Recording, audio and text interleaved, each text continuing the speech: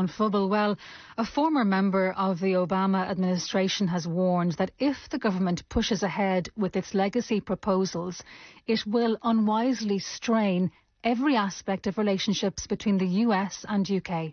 Michael Posner, who's now a professor at New York University's Stern School of Business, wrote in a piece for the Forbes website last week that Boris Johnson risked further undermining peace in Northern Ireland with his plans to stop all prosecutions and legal action linked to deaths during the Troubles. Now he's told Good Morning Ulster that he believes it will have an impact on any discussions London and Washington have on issues like trade and politics.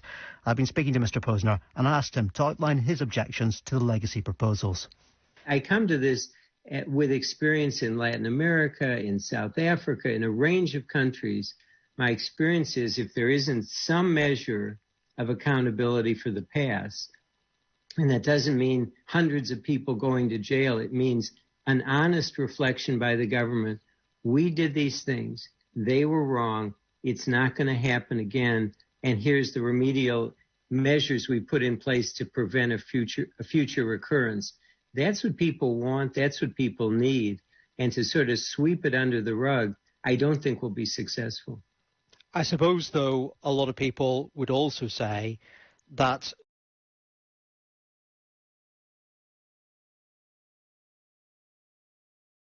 you mentioned paramilitaries only very briefly in this piece.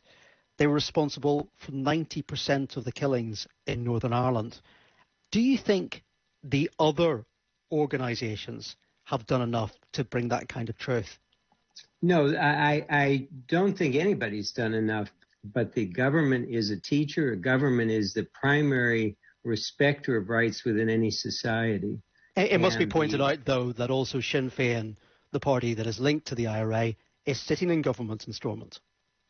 Yeah, and they bear responsibility as well. I'm not dismissing that. The actions of the IRA and other violent extremist groups were deplorable and need to be acknowledged as well.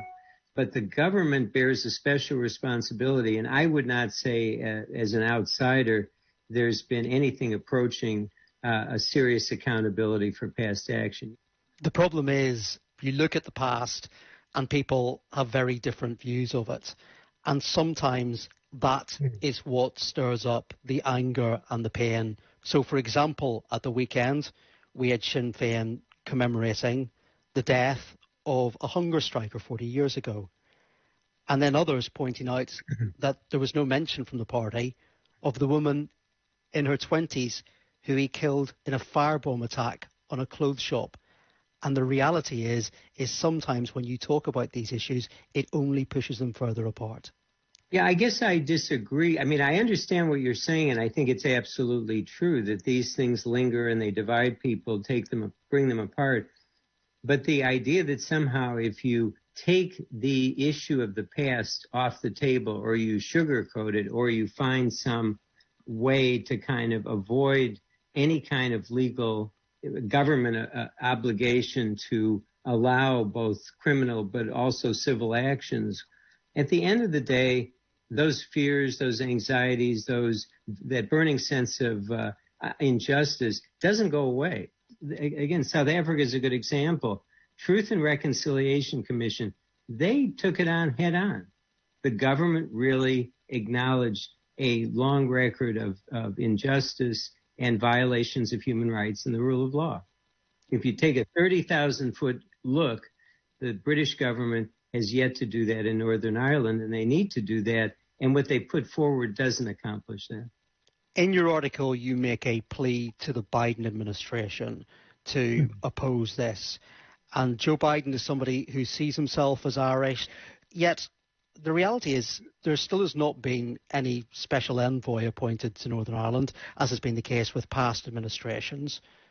Do you think Joe Biden is showing an interest in these issues, or does he need to show more of an interest? Well, I think he has a deep interest, as you say, both because of his own heritage, but more broadly, he has staked out a position in favor of human rights and democracy and is very committed, as he has been for the last 20 years, to maintaining what's important about the Good Friday Agreement. And I do think I can expect, and I think everybody should expect, that if this bill goes forward, there will be a reaction from the U.S. government in saying, as I'm saying, that this is not consistent with the principles of human rights, rule of law, that were at the absolute center of the Good Friday Agreement, and that are now a bit frayed because of Brexit. And so I can imagine this will affect every aspect of U.S.-UK relations.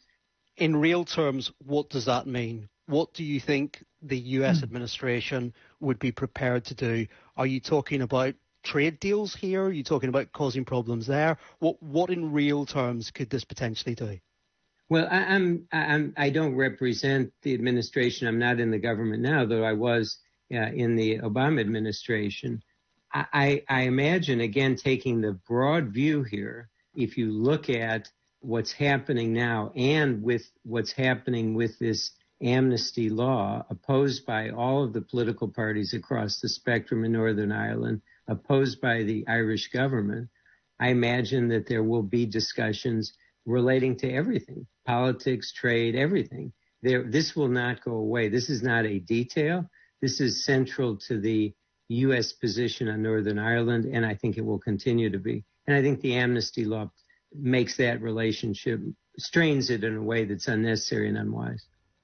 That is Michael Posner, who's a professor at New York University Stern School of Business, and he was also a member of the Obama administration. It's 10 minutes to